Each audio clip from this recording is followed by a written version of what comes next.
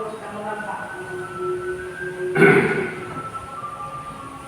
Saya mengamati dulu suatu permasalahan yang terjadi, kemudian mengumpulkan informasi yang faktual dan menentukan suatu keputusan mengacu berdasarkan peraturan yang ada.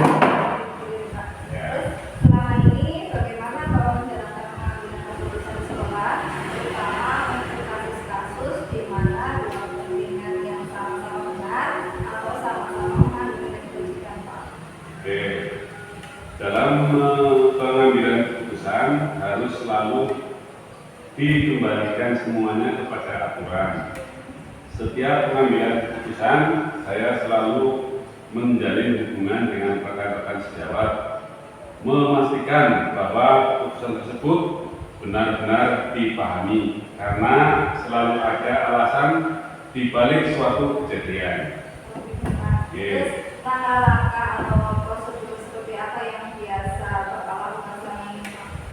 Yang pertama, saya akan mencari informasi terlebih dahulu. Saya akan datang ke lapangan, turun langsung untuk mewawancarai dari berbagai pihak. Lalu selanjutnya saya menganalisis untuk diambil keputusan yang terbaik. Jadi nanti berarti ada kunjungan seperti ya? Ya, betul. Nanti saya bertemu langsung wawancara dengan beberapa orang lah untuk mencari informasi yang valid dan untuk diambil keputusan yang terbaik. Terus hal-hal apa saja yang selama ini merupakan tantangan yang merasa ya ini terlalu berat gitu, tidak perlu dan harus membutuhkan pemikiran yang matang dalam pengambilan keputusan pada kasus-kasus di Indonesia, Pak? Kalau saya merasa suatu pengambilan keputusan itu efektif apabila dilakukan dengan spontanitas, tergantung objek permasalahan di lapangan. Saya mengobrol dengan tim manajemen sekolah, jajaran wakil kepala sekolah, dan dewan guru yang senior. Didengar pendapatnya supaya ada keputusan bersama. Terus apakah Bapak memiliki sebuah atau jadwal tertentu dalam sebuah penyelesaian kasus di Indonesia? Apakah Bapak langsung menyelesaikan di tempat atau memiliki sebuah jadwal untuk penyelesaiannya?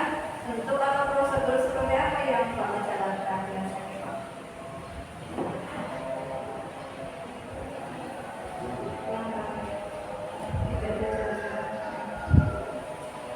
Untuk saya tidak ada jadwal tertentu.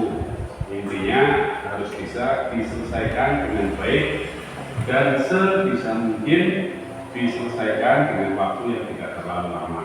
Jadi secepatnya gitu ya? Ya, secepatnya diusahakan, secepatnya tidak berlama-lama ya, berlarut-larut. Oke, Mbak. Terus adakah seseorang atau faktor-faktor apa yang selama ini mempermudah atau membantu Bapak dalam mengambil keputusan dalam kasus-kasus di Indonesia, Pak? Faktor-faktor yang memudahkan adalah berasal dari adanya dukungan jajaran wakil kepala sekolah dan juga teman-teman guru. Dari semua hal yang telah disampaikan, pembelajaran apa yang dapat Bapak petik dari pengalaman Bapak mengambil pendidikan di Indonesia? Pengalaman adalah guru terbaik. Kita belajar dari berbagai kejadian, berbagai masalah untuk setiap kasus permasalahan yang terjadi di lapangan. Terima kasih Pak atas informasinya. Untuk nanti ini saya video call saya rekam. Nanti semua informasi mungkin saya akan catat kembali biar untuk pembelajaran saya. Terima kasih Pak ya atas waktunya. Oke. Assalamualaikum warahmatullahi wabarakatuh. Waalaikumsalam warahmatullahi wabarakatuh.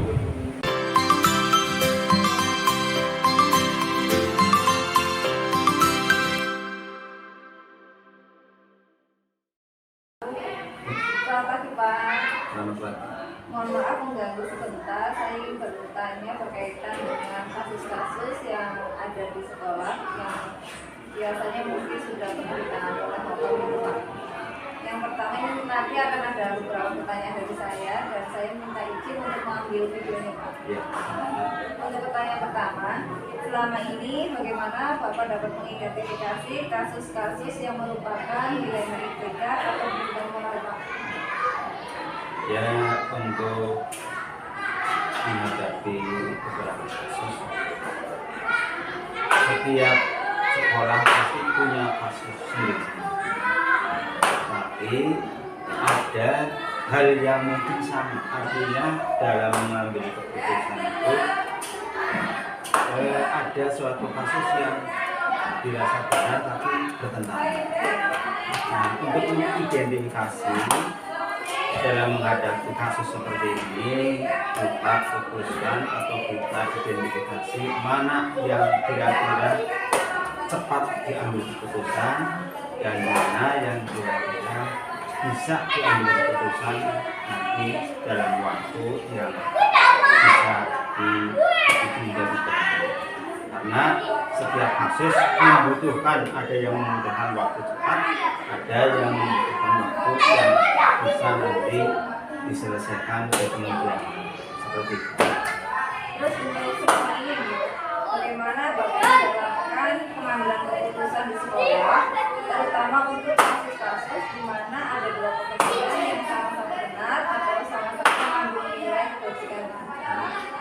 Yang mengatasi permasalahan seperti itu atau kasus yang terjadi di lingkungan sekolah, maka diutamakan yang kira-kira cepat untuk segera diselesaikan. Ya, kemudian kita tidak lupa untuk meminta masukan, saran-saran dari rekan-rekan. Tidak ada keputusan secara individual, artinya selaku kepala sekolah maka memutuskan tanpa musyawarah. Musyawarah juga sangat diperlukan, masukan-masukan bersama untuk apabila nanti bisa diputuskan supaya kita lebih kecil atau minimalisasi yang bertentangan dengan kita. Ya, setelah diputuskan, walaupun ada yang kurang kita setuju atau tidak, ini pasti saya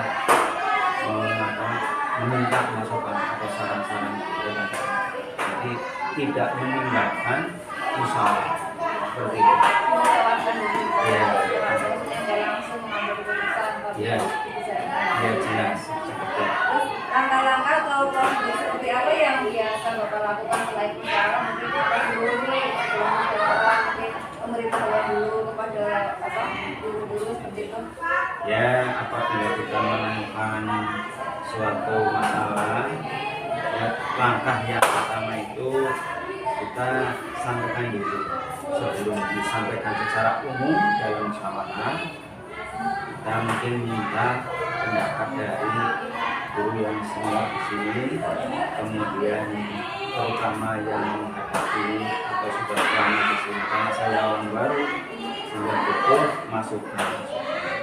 Ketika dianggap cukup, maka kita sampaikan dalam forum musyawarah, sehingga dalam mengambil keputusan ya diharapkan tidak ada yang dirugikan ataupun tidak ada masalah yang tertinggal. Selama ini dalam pengambilan keputusan, kira-kira hal efektif apa dalam hal penyelesaian itu kasus-kasus ini, hal efektif apa yang bisa dilakukan itu? Yang efektif ini dalam kasus hal misalnya ini contoh untuk Ya, bagaimana? contohnya, maksudnya hal efektif seperti apa yang bisa menyelesaikan sebuah kasus ini, datanya? Nah, untuk kasus supaya efektif, ya kita seperti tadi meminta butuh bantuan bukan hanya dewan guru, tapi malah saya kadang-kadang lebih luas ke komite sekolah. Apabila masalah ini yang mencakup lingkungan sekolah, tapi apabila masalah berkaitan dengan siswa ataupun guru, ini cukup dimusyawarahkan atau saya putuskan intern sekolah dan lingkungan. Jadi tergantung luas atau masalahnya, apakah lingkungan sekolah ataupun hanya intern sekolah, terutama masalah siswa ataupun masalah pengembangan sekolah.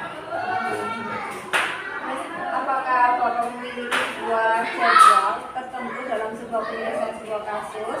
Apakah Bapak langsung menyelesaikannya di tempat atau memiliki sebuah jadwal untuk menyelesaikannya? Bentuk atau prosedur seperti apa yang biasa dilakukan, Pak? Jadwalnya tidak ada. Sebab kasus itu timbul kadang secara tiba-tiba. Tidak ada, misalnya kecuali perencanaan. Kita bisa. Kalau ini kasus atau masalah yang ditemukan, biasanya timbul secara mendadak, sehingga kita diidentifikasi mana yang perlu atau cepat segera ditangani, ataupun nanti yang ditanganinya secara dalam waktu yang bukan berarti menunda, artinya butuh waktu atau butuh pemikiran. Nah, kalau yang segera ya kita ambil langkah segera ya di tempat, jadi tidak menunggu nanti ya malah nanti timbul berlarut-larut masalah. Jadi tergantung masalahnya. Apabila sangat dibutuhkan sesegera mungkin, maka akan kami putuskan secepatnya. Terus adakah seseorang atau faktor-faktor apa yang selama ini mempermudah atau membantu Bapak dalam pengambilan sebuah keputusan seperti itu? Ya jelas faktornya yang mempermudah itu dari keluarga SD, keluarga sekolah. Kemudian tadi saya sudah sampaikan tidak perlu ke sekolah. Kemudian tidak lupa dari keluarga atau dewan guru sekolah ini juga membutuhkan juga bantuan untuk mendapatkan dari terutama masalah yang berkaitan dengan lingkungan sekolah. Tapi tetap butuh bantuan dari keluarga besar SD, keluarga satu. Terus dari semua hal yang sudah dilakukan berkaitan dengan penanganan kasus, kira-kira apa hal yang dapat diterapkan, Pak? Mungkin ada sebuah yang ini saya dapat mengambil pelajaran. Ini dari kasus-kasus yang telah dialami, ini dapat menambah pengalaman yang jelas dan juga bisa menambah kedewasaan seseorang. Artinya kita sebagai pendidikan maka harus benar-benar bisa mengambil keputusan yang bisa diterima oleh semua pihak. Tidak ada salah satu yang merasa dirugikan. Apabila dua masalah yang sama-sama benar, tapi mana yang lebih diutamakan, terutama pengembangan semua. Kalau ada kasus yang satu benar, satu salah, itu gimana, Pak? Satu, ya kalau satu benar satu salahnya otomatis maka diutamakan yang benar. Oh iya. Yang paling sulit itu sama-sama benar, ya. Sama-sama benar. Ini maka yang paling lebih kecil akibat yang kurang baiknya ya, ada masalah dua-duanya baik semua, tapi diambil keputusan mana yang paling tepat mendekati aturan. Karena ada yang sesuai aturannya begini, di sisi lain dengan lingkungan biasanya seperti ini. Di lingkungan itu kan aturannya tidak tertulis. Kalau di sekolah itu ada aturan yang tertulis, maka diharapkannya diutamakan aturan tertulis. Nah, salah satu sini seperti itu. Sekian itu, Pak. Terima kasih sudah mau menjawab semua pertanyaan saya sampaikan. Nanti semoga ini pertanyaan atau jawaban yang sudah disampaikan bisa bermanfaat sesuai dengan Dan sama-sama saya juga terima kasih. Bu Unik sudah melimpahkan diri datang ke SD 1. Ya beginilah, karena saya juga orang baik, sehingga menemui kasus ataupun masalah ya semampu kami untuk mengungkapkan. Insya Allah segala keputusan ya tidak ada yang dirugikan.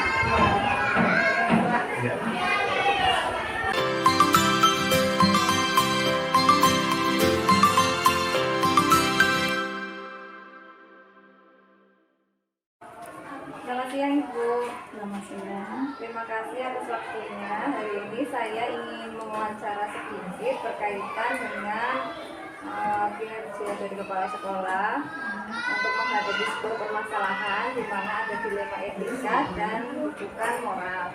Di situ yang dimaksud dari dilema etika yaitu ada sebuah kasus di mana kasus baik permasalahan baik ketemu dengan permasalahan baik seperti itu, jadi bagaimana cara memutuskannya.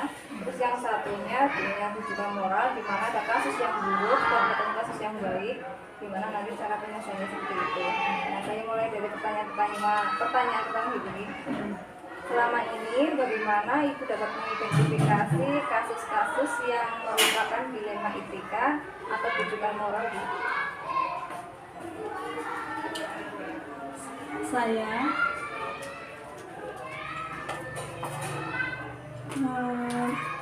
menanggapi ya Bu, mengenai kasus-kasus yang merupakan dilema etika atau rujukan moral.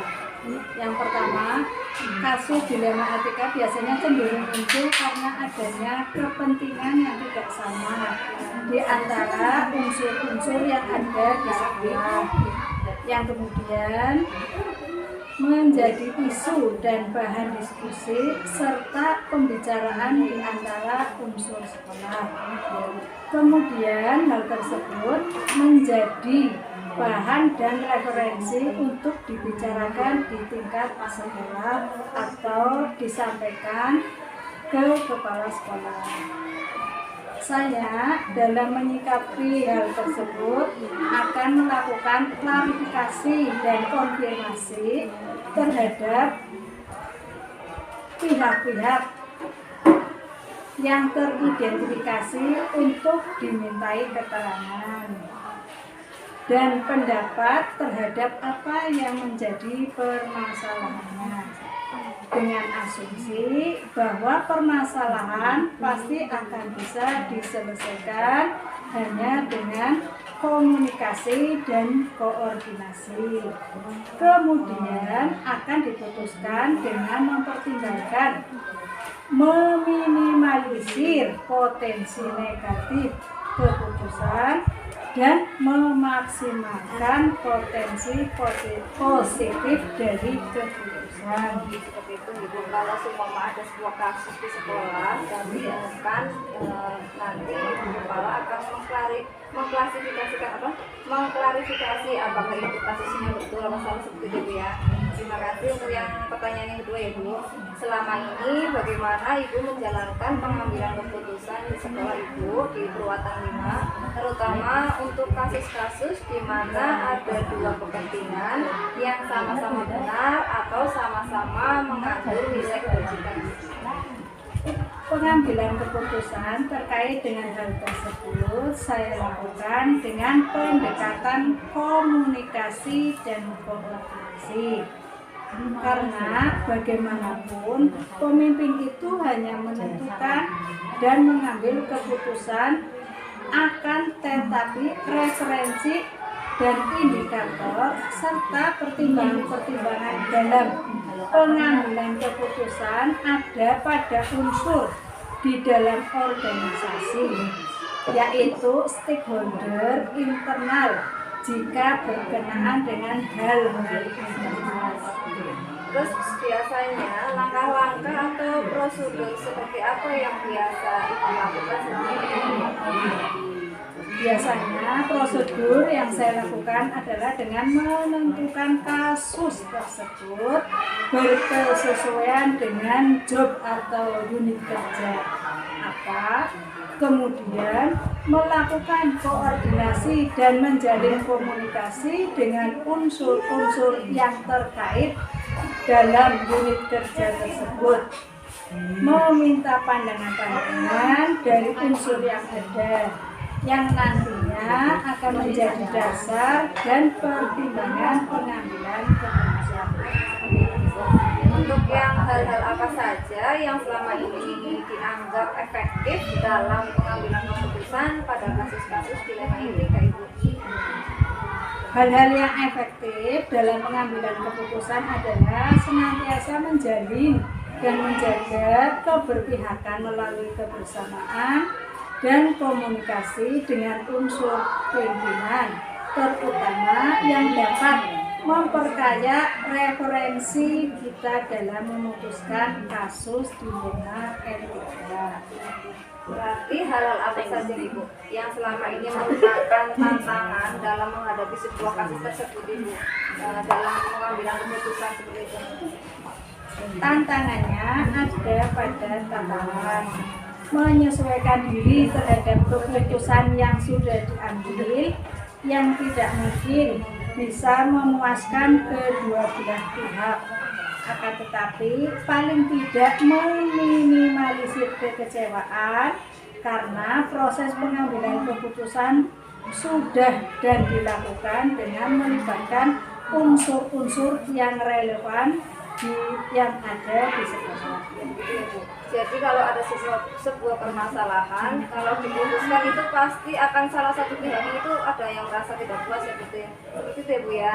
Karena mungkin kan yang A pengen yang A dengan pendapatnya sendiri, yang B tidak seperti itu gitu. Terus apakah Ibu memiliki sebuah tata kelola atau jadwal tertentu dalam sebuah penyelesaian kasus di etika? Apakah Ibu langsung menyelesaikannya di tempat atau memiliki sebuah jadwal untuk menyelesaikannya, bentuk atau prosedur seperti apa yang Ibu biasa jalankan? Biasanya untuk menyikapi penyelesaian kasus di zona etika yang saya lakukan adalah yang pertama membuat jadwal tertentu. Tidak ada, akan tetapi substansi urgensi sangat diperhatikan di dalam menyelesaikan permasalahan, karena penyelesaian permasalahan semakin cepat maka akan semakin baik dalam rangka menjaga harmonisasi dalam lingkungan kerja. Seperti itu Ibu. Terus adakah seseorang atau faktor-faktor apa yang selama ini mempermudah atau membantu Ibu dalam pengambilan keputusan dalam kasus-kasus problema etika ini? Faktor-faktor yang mempermudah dalam pengambilan keputusan sesungguhnya tidak ada yang khusus, akan tetapi pelibatan unsur-unsur internal sekolah sering dilakukan untuk memperkaya referensi dan informasi. Terus ini untuk pertanyaan terakhir Ibu. Terus dari semua hal yang telah disampaikan yang tadi seperti Ibu yang sudah bicarakan tadi, pembelajaran apa yang dapat Ibu petik dari pengalaman Ibu dalam pengambilan sebuah keputusan di dunia ini? Yang pertama, memahami konteks permasalahan. Yang kedua, koordinasi komunikasi sangat penting karena selain untuk menjaga harmonisasi lingkungan kerja, juga untuk memperbanyak referensi. Terima kasih Ibu. Ini nanti wawancaranya saya minta izin untuk direkam. Jadi nanti rekamannya saya akan jadikan sebagai sebuah tugas dari calon guru penggerak seperti ini. Ketemu Ibu.